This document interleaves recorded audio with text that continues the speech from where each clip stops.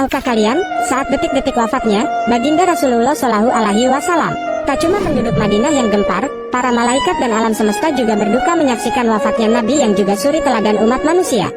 Rasulullah Shallallahu Alaihi Wasallam menghadap Ilahi Rabi pada hari Senin pagi tanggal 12 Rabiul Awal tahun 11 Hijriah bertepatan 633 Masehi.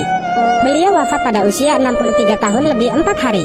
Isyarat dekatnya ajal Rasulullah dimulai ketika beliau beriktikaf selama 20 hari di bulan Ramadan tahun 10 Hijriah. Sebelum ajal menjemput, beliau memang sakit sampai tidak bisa mengimami salat jamaah di masjid. Hingga pada suatu hari datanglah malaikat maut bertamu ke rumah beliau untuk mengambil ruh Rasulullah yang mulia. Kedatangan tamu itu sebenarnya ditolak oleh putri tercinta Sayyidah Fatimah Az-Zahra radhiyallahu anha, tetapi setelah Rasulullah menjelaskan bahwa yang datang adalah malaikat maut, akhirnya Fatimah mempersilakan masuk. Malaikat maut datang menghampiri, Rasulullah menanyakan kenapa malaikat Jibril tidak ikut menyertainya. Kemudian dipanggillah Jibril yang sebelumnya sudah bersiap di atas langit dunia menyambut ruh kekasih Allah dan penghulu dunia ini.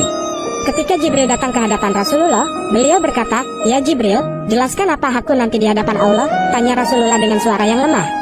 "Pintu-pintu langit telah terbuka, para malaikat telah menanti ruhmu. Semua surga terbuka lebar menanti kedatanganmu," kata Jibril. Tapi itu ternyata jawaban itu tidak membuatkan Rasulullah lega, mata beliau masih penuh kecemasan. "Apakah engkau tidak senang mendengar kabar ini?" tanya Jibril lagi. "Kabarkan kepadaku bagaimana nasib umatku kelak," ucap Rasulullah.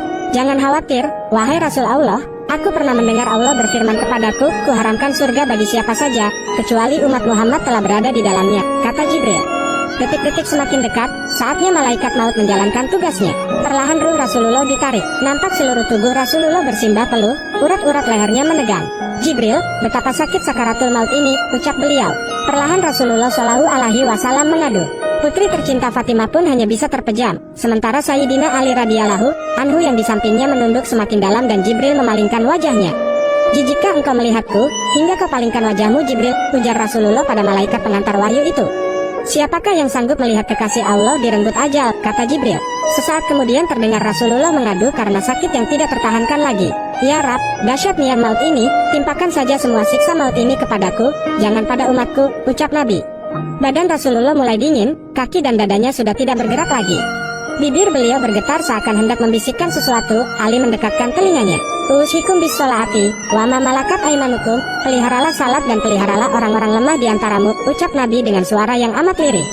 Di luar, pintu tangis mulai terdengar bersahutan, para sahabat saling berpelukan. Sayyidah Fatimah menutupkan tangan di wajahnya, dan Ali kembali mendekatkan telinganya ke bibir Rasulullah yang mulai kebiruan.